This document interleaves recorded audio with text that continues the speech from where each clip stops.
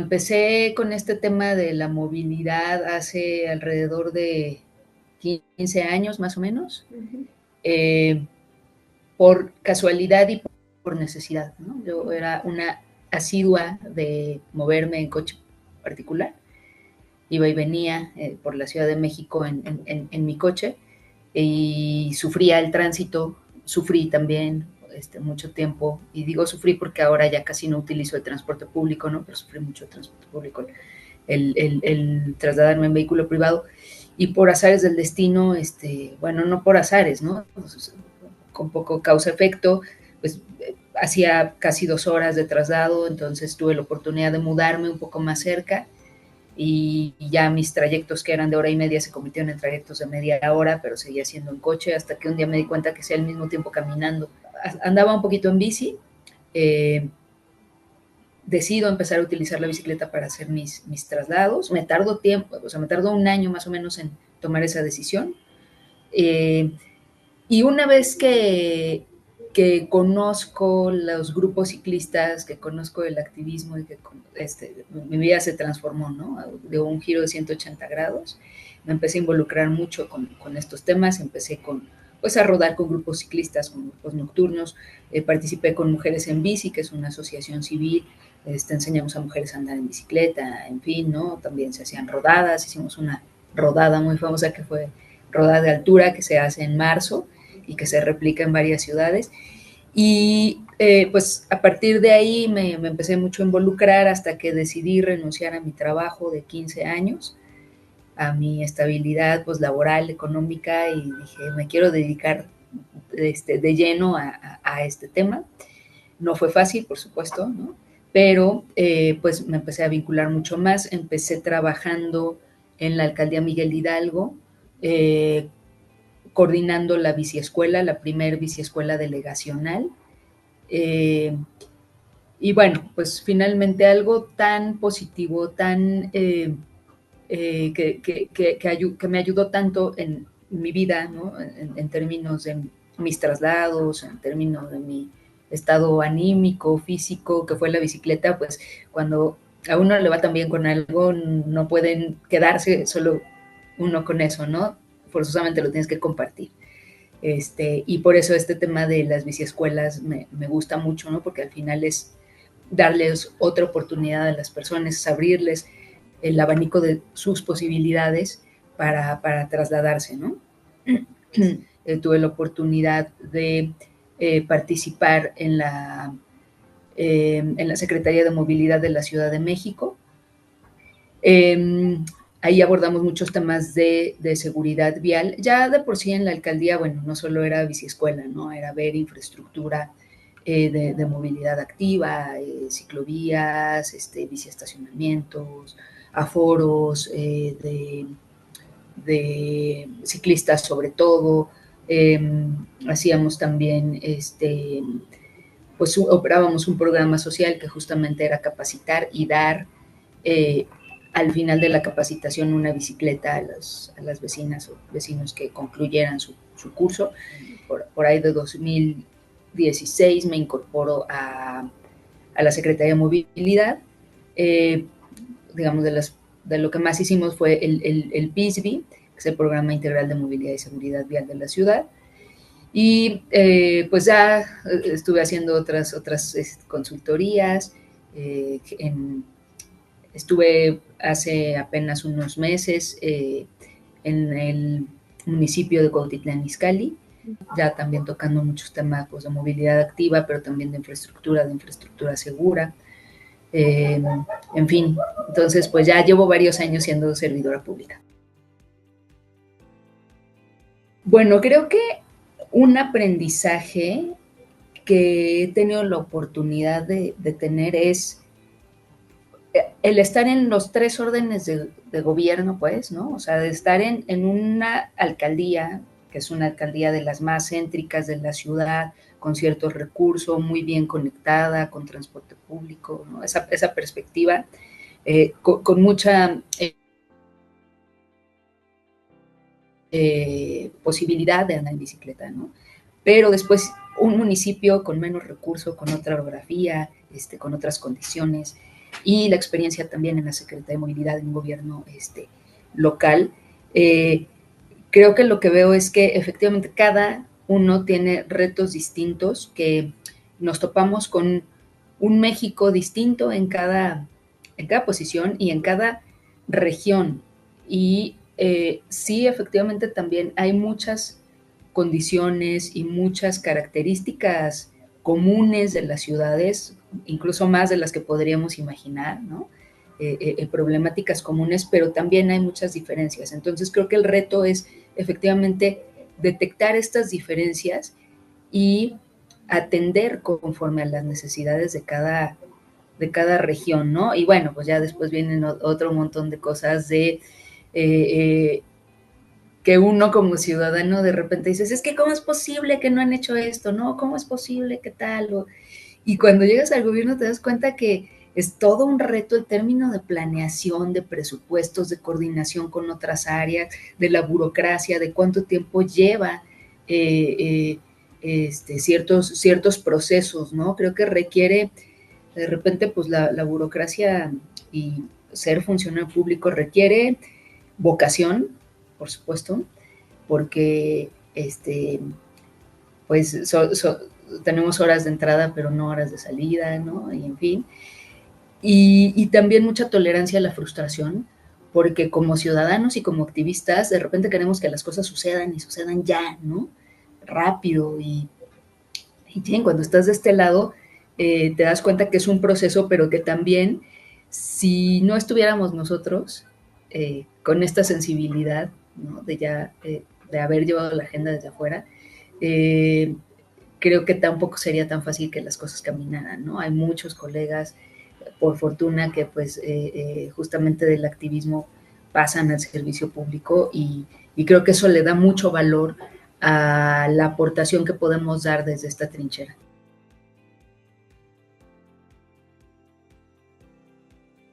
Cuando empezaba, pues sí, no era así. Incluso sigue siendo, ¿no? Si yo te hablara incluso como de los grupos ciclistas y del activismo ciclista, ¿no?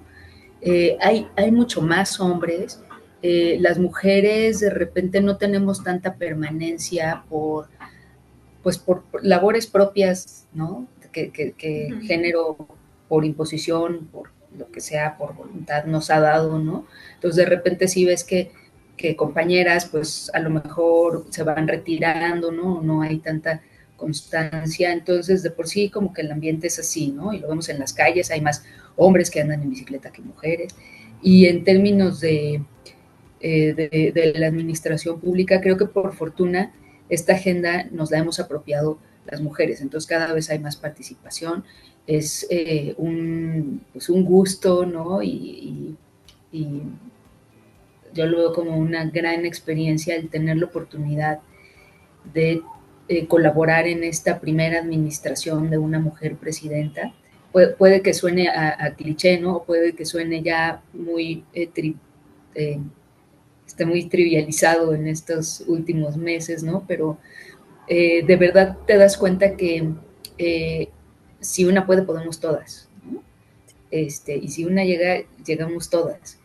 Y eso es muy valioso, sin embargo, creo que sigue faltando, ¿no? Y sigue faltando porque la visión de las mujeres es muy necesaria y tenemos que tomárnoslo en serio, o sea, sabernos necesarias en estos sectores. No, no ha sido fácil, pero tampoco se me viene a la mente una experiencia donde yo me hubiera sentido excluida. Pues bueno, mira, resaltar primero que de manera pues prácticamente excepcional, ¿no? Con respecto al cambio de cada sexenio, estamos dando continuidad, o sea, nos estamos subiendo a un tren que ya va en marcha y eso es muy positivo porque estamos dando continuidad a ciertos procesos, ¿no? Eh, sobre todo en la agenda de movilidad, lo que sucedió en la administración pasada en un lapso de tiempo pues prácticamente corto, que fue el reconocimiento del derecho a la movilidad. En la publicación de la Ley General de Movilidad, que es una ley pues muy joven, ¿no? Digo yo que es un bebecito apenas de 2, 3 años que que está creciendo, que está en este proceso de armonización con otras, bueno, con las leyes de los estados, y está en proceso, ¿no?, de maduración y de adaptación, más el gran trabajo que hicieron con la Estrategia Nacional de Movilidad y Seguridad Vial, que es una estrategia a largo plazo, ¿no? Tiene 3 momentos, que tiene líneas de acción a corto, mediano y largo plazo, pero que finalmente pues es una estrategia que va hasta el año 42, ¿no? O sea, vamos a pasar varios sexenios con esta estrategia. Más las normas publicadas, la 034, que se refiere a señalización, que se publicó en conjunto con SICT y que ya tiene su manual, más la norma 004, que es justamente de SEDATU, que hace referencia a la infraestructura vial, con esta perspectiva de, pues, primero enfoque sistémico y conforme nos lo marca la jerarquía del uso de la vía, ¿no? Que creo que eso también es muy importante, no perder de vista, ese es nuestro faro, nuestro horizonte, esta jerarquía del uso de la vía. O sea, menciono todos estos instrumentos porque es muy importante que le demos continuidad. O sea, este sexenio, la tarea es que todo esto que se hizo avance, camine. O sea, la estrategia por sí sola, con solo publicarla, no va a suceder, ¿no? Tenemos que estarle dando seguimiento, tenemos que trabajar de la mano con las entidades. Por fortuna también ya está el Sistema Nacional de Movilidad y Seguridad Vial, que precisamente el próximo mes vamos a tener la 6ª sesión ordinaria, donde vamos a hacer la transición de la presidencia, que ahora la tiene SICT, la vamos a tener SEDATU, y la presidencia rotativa dura 1 año. Entonces nos va a tocar justamente este año llevar la presidencia. Entonces, pues hacer caminar el sistema, hacer que funcione, mantener a las entidades integradas, informadas, y que ha sido una oportunidad sin precedentes para poner el tema de la movilidad y de la seguridad vial en la mesa de las 32 entidades con el gobierno federal, ¿no? Yo creo que no hay precedente, no hay antecedente previo donde hubiera este enfoque, y bueno, tenemos la Política Nacional de Transporte Público Colectivo. Entonces viene este proceso de seguimiento, ¿no?, a lo que ya está. Por ejemplo, las normas también, pues, se tienen que socializar, se tienen que llevar a todos los municipios, a todas las dependencias. Los gobiernos llevan años diseñando y haciendo la infraestructura, pues, al estilo de los 70s, de los 80s, ¿no? Y hoy la infraestructura se tiene que adaptar a las necesidades de los usuarios y no al revés. Y ese, pues, es un proceso de aprendizaje y de socialización y de adaptación en todo el país. Tenemos alrededor de 21, 22 estados con sus leyes armonizadas, y muchos ya están trabajando con esta justo rectoría, ¿no?, esta gestión del transporte público, que estuvo mucho tiempo en el olvido, ¿no? Y lleva poco tiempo avanzándose. Yo creo que este sexenio también es una oportunidad y no lo podemos soltar, de impulsar el transporte público y que se empiece a voltear a ver. Antes no se volteaba a ver. El interés de los gobernantes iba hacia otro lado y creo que ahora lo están volteando a ver. Y precisamente el hecho de tener este Sistema Nacional de Movilidad y Seguridad Vial con sesiones, 3, 4 sesiones al año, ayuda a ir involucrando cada vez más, ir, digamos, motivando, y que entre unas entidades y otras con su experiencia pues se vayan compartiendo, vayan ahora sigue contagiando a las que nos faltan, ¿no?, por armonizar. Es un trabajo que estamos haciendo, pues, desde SEDATU, pero que también el legislativo, ¿no?, desde las comisiones, tiene esta tarea de seguir impulsando la armonización de sus leyes de movilidad, pero no es lo único, ¿no? La movilidad va vinculada a la planeación, al ordenamiento territorial, al desarrollo urbano, Y creo que ese es el segundo punto más importante que tenemos en esta administración como tarea. Vienen proyectos prioritarios muy grandes, muy ambiciosos, que son los 3,000 kilómetros de vías férreas, ¿no? En muchas regiones del país. Viene el millón de viviendas, que ese incluso pues recae mucho más en esta secretaría, ¿no? Y bueno, pues también los proyectos que trae la Secretaría de Economía con los polos del bienestar y con este desarrollo industrial que se busca, y en todos estamos hablando de movilidad, ¿no? Y de mejorar la logística y de mejorar los traslados de las personas, de los bienes.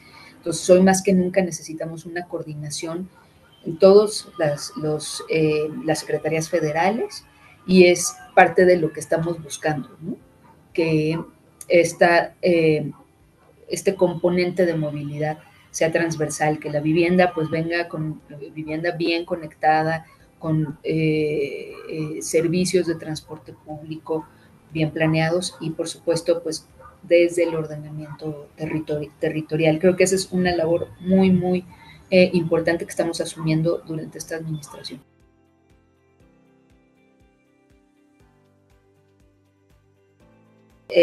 Justo en este momento es cuando nosotros estamos empezando a vincularnos, sobre todo con los colegas de las otras direcciones generales. Ahorita no podría mencionarte así una ciudad en concreto, ¿no?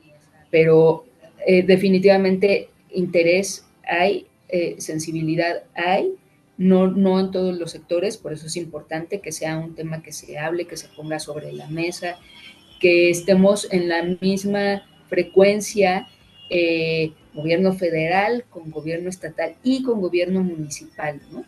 Porque los municipios también tienen muchísimo que ver con el tema de la planeación, y si ellos lo entienden y lo perciben, va a ser mucho más fácil que se pueda implementar, ¿no? Por poner un ejemplo, el tema de vivienda, ¿no? Que finalmente ellos son los que mejor conocen su territorio, los que mejor pueden ubicar cuáles son las zonas donde se puede desarrollar cumpliendo con las características, ¿no? No queremos más vivienda dispersa, no queremos más vivienda dormitorio, queremos ciudades densas, queremos ciudades que podamos recorrer de manera pues más corta, más sustentable, ¿no?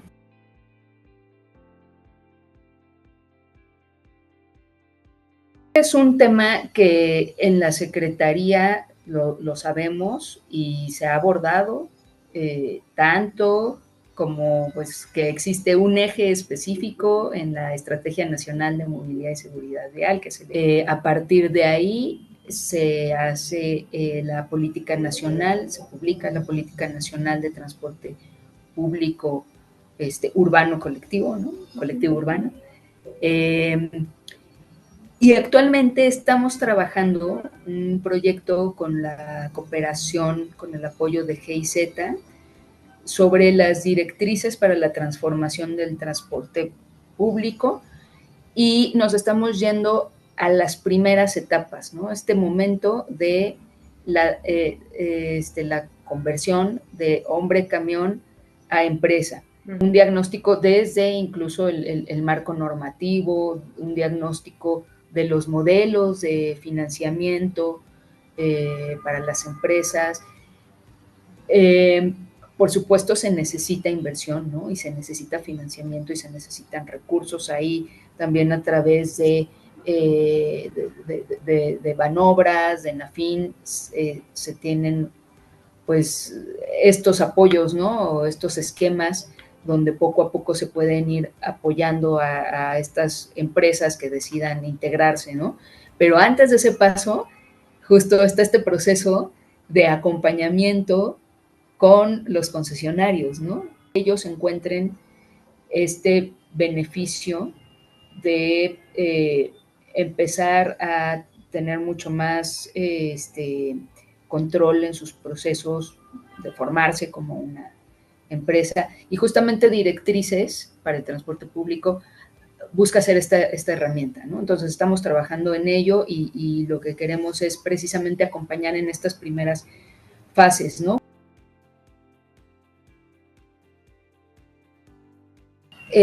Primero, tener los objetivos muy claros, ¿no? De cómo se tiene que diseñar. Tener coordinación. De repente pareciera que pues el trabajo, ¿no? Y las metas y el cumplimiento nos lleva a hacer, pero creo que es muy importante que estemos todos en coordinación, sobre todo en este proceso inicial de planeación, y pues eso, como mucho diálogo, muchas mesas de trabajo, generación de datos, ¿no? Lo que no se mide, pues no se puede evaluar, ¿no? Y si no tenemos datos para toma de decisiones, en ese sentido, en la Secretaría tenemos el CITU, el famoso CITU, que es el Sistema de Información Territorial y Urbana. Hay un módulo especial de movilidad, que es un módulo muy joven, que se está apenas, pues, sobre todo alimentando, ¿no? De alguna forma ya está ahí arriba, pero nos falta la información, nos faltan los datos, y eso lo tenemos que hacer de la mano de las entidades. Entonces es un poco como un círculo virtuoso. En el momento que tenemos datos, les sirven nos sirve a todos, pero sobre todo también a los municipios y a los estados para mejorar la toma de decisiones, que son datos que ellos mismos van a generar, ¿no? Entonces ahí sí tenemos que estar mucho en comunicación y mucho en alianza, con los 3 órdenes de gobierno. Sí falta mucho, ¿no? Sobre todo como comentas, ¿no? En puestos directivos, en puestos de tomas de decisiones, de repente, y creo que es algo que mi jefa, la directora general de Política Territorial y Movilidad, Janet de Luna, pues nos hace ver, ¿no? Y me ha comentado varias veces, es este tema de equidad en el trabajo, sobre todo tiene que reflejarse en las posiciones de toma de decisión, ¿no? En las direcciones. De repente se cubre y dice, no, pues es que estamos 50-50, pues sí, pero los puestos de decisión los siguen teniendo los hombres, ¿no? Que esta paridad sea, pero en puestos directivos, por un lado. Por otro, quienes diseñan la ciudad históricamente habían sido hombres saludables, sanos, ¿no? Fuertes, con un poder adquisitivo que les permitía, pues, no usar el transporte público, no moverse, no caminar, no moverse de manera sustentable, con los viajes que normalmente hacemos, pues, pendular, que hacen los hombres, ¿no? Que son viajes pendulares de la casa al trabajo, en fin, y no como los viajes que normalmente hacemos las mujeres, ¿no? Entonces creo que esta visión desde nuestra experiencia, desde nuestra percepción es muy, muy valiosa, y aquí pues la invitación es que necesitamos ser más, no somos suficientes, necesitamos ser más, y que cada vez más mujeres se involucren, que sepamos que el diseño de nuestras ciudades nos necesita a las amas de casa, necesita a las abuelitas que van por los niños a la escuela, necesita a esa mamá que tiene que ir a dejar a los niños y luego correr, ir al trabajo y después llegar y hacer la comida. Creo que en ese sentido también necesitamos nuevos esquemas laborales, porque esa es también la realidad.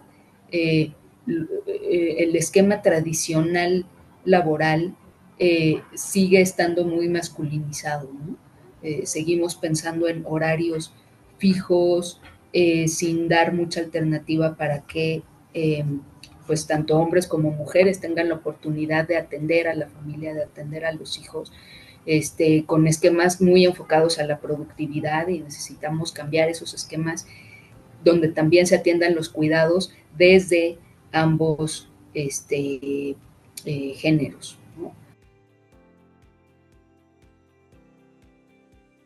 La importancia de este derecho a la movilidad es un derecho llave, nos ayuda a cerrar la brecha de desigualdad entre hombres y mujeres, porque hoy hay mujeres que simplemente no pueden trabajar, no pueden ir a estudiar, porque las condiciones en sus traslados no les son favorables, les son muy inseguras, a veces inexistentes, ¿no? Entonces, de ahí la importancia de este derecho a la movilidad, y pues que seguiremos trabajando por ampliar este abanico de posibilidades que nos hace mucho más libres, ¿no? Cuando tenemos la capacidad de elegir, podemos ejercer nuestra libertad.